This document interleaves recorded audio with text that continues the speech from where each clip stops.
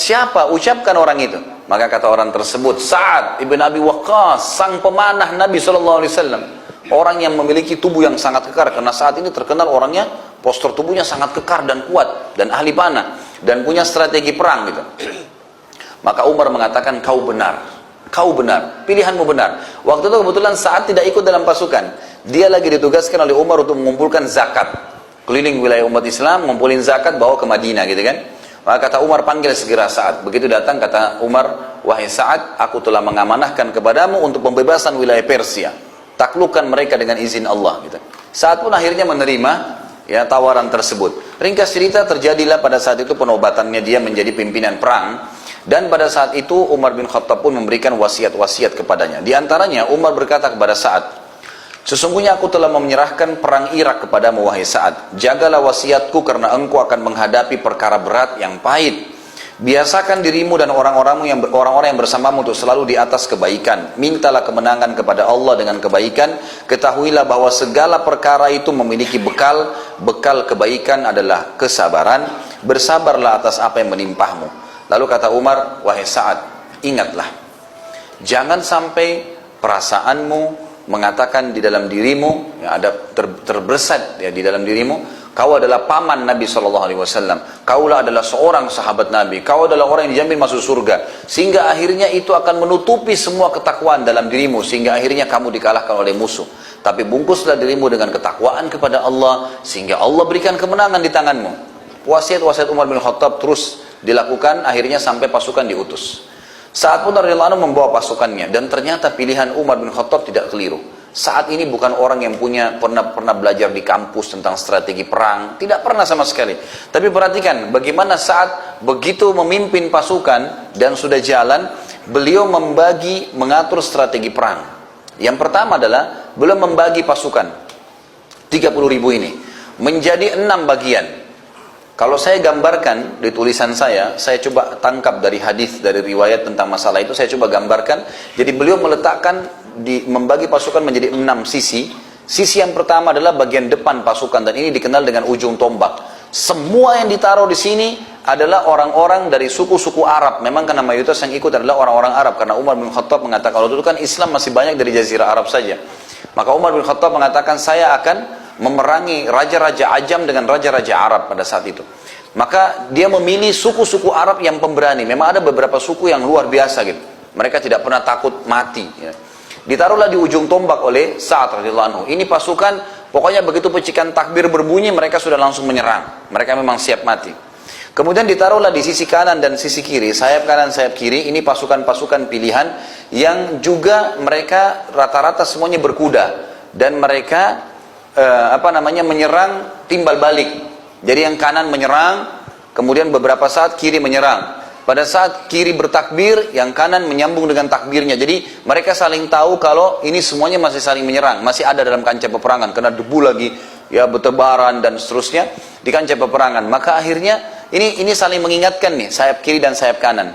Jadi sudah satu ujung tombak, 2 kiri kanan. Kemudian yang keempat, ya ini kan 1, 2, 3. Yang keempat itu Sa'ad meletakkan khusus pasukan cadangan yang berkuda dan yang berjalan kaki itu di sisi bawah sayap kanan pasukan, tapi agak jauh dari ini pasukannya cadangan. Jadi kapan mereka lihat, kapan nunggu instruksi, mereka masuk menyerang juga. Ini nggak ikut berperang dulu.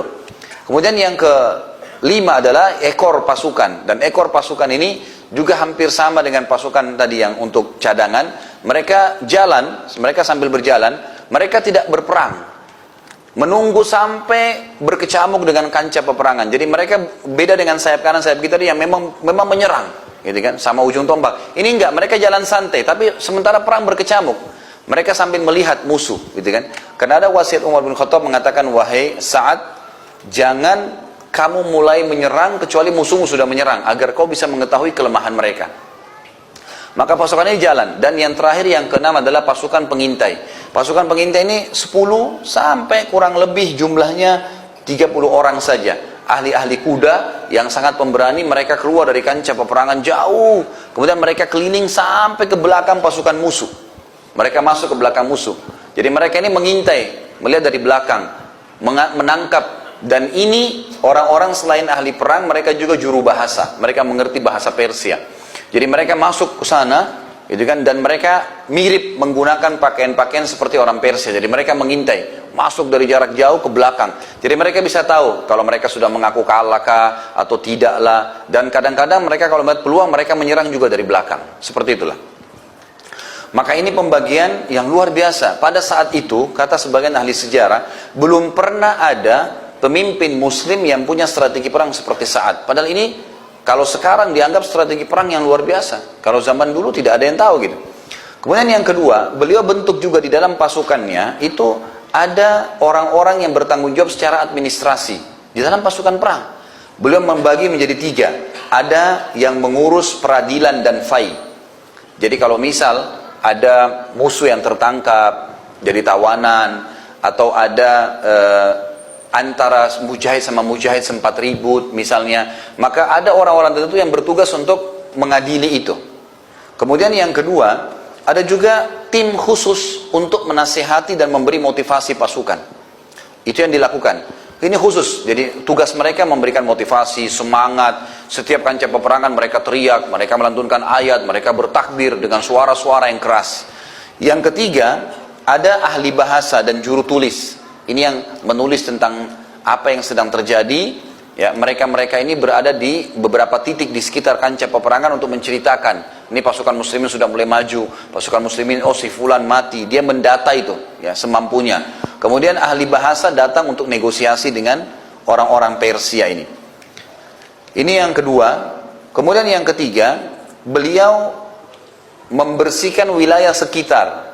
Sebelum masuk ke peperangan yang besar, beliau mengirim pasukan-pasukan yang memang membersihkan wilayah-wilayah, desa-desa kecil di sekitar situ. Semua ditaklukkan sama Sa'ad radhiyallahu anhu, sehingga dia mengamankan sekitar lokasi kancah peperangan.